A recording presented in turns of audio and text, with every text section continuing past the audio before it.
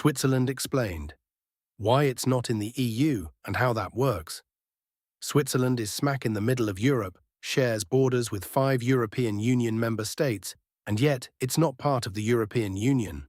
This unique position often sparks curiosity. How is this even possible, and what does it mean for life, work, and business in Switzerland today? This unique position often sparks curiosity.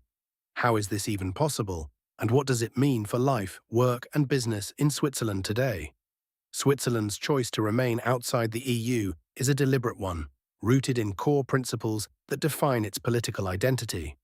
To understand this, we need to look at 3 foundational pillars: direct democracy, sovereignty, and neutrality. These aren't just historical ideas, they actively shape Switzerland's relationship with the rest of Europe. First, Switzerland is renowned for its system of direct democracy.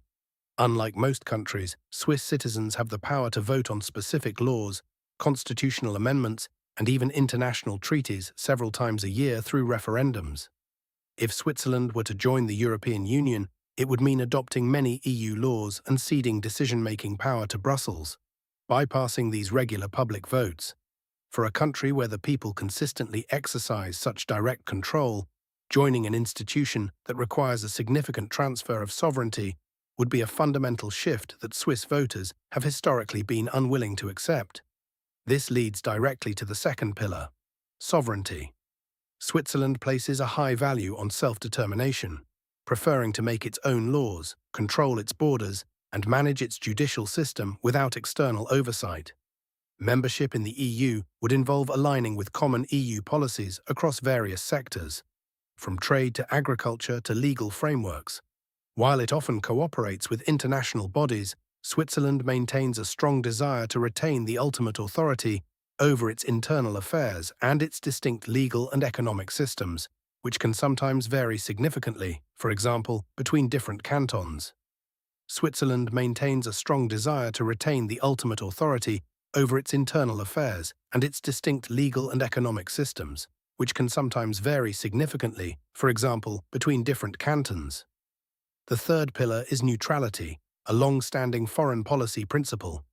Switzerland has maintained a position of armed neutrality for centuries, meaning it does not take sides in armed conflicts and generally avoids military alliances. While the European Union is primarily an economic and political union, it also has ambitions for a common foreign and security policy. Switzerland's commitment to neutrality leads many to believe that joining such a union would compromise this deeply ingrained aspect of its identity and international standing. So how does Switzerland manage to thrive economically and integrate with its neighbors without being an EU member? The answer lies in a vast and complex network of bilateral agreements. Think of these as a tailored bridge rather than a full membership. These are individual treaties negotiated between Switzerland and the EU, covering specific areas of cooperation. This approach allows Switzerland to pick and choose which aspects of EU integration it wants to participate in, balancing independence with essential economic ties. For example, these agreements facilitate the free movement of people between Switzerland and the EU, meaning EU citizens can generally live and work in Switzerland, and vice versa. They also ensure that Swiss businesses have access to the EU's single market for goods and services, allowing vital trade to flow with minimal friction. This corrects a common misunderstanding that Switzerland is entirely isolated from its European partners. In reality, it is deeply integrated through this legal framework. However, this bilateral path is not without its challenges.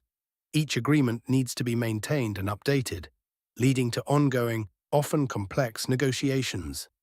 If one major agreement were to collapse, it could trigger the termination of several others, a concept sometimes called the guillotine clause, creating significant uncertainty.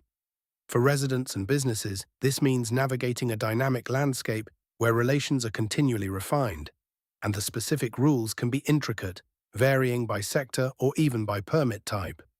Ultimately, Switzerland's decision to remain outside the European Union is a testament to its unique political culture, driven by a strong commitment to direct democracy, sovereignty, and neutrality.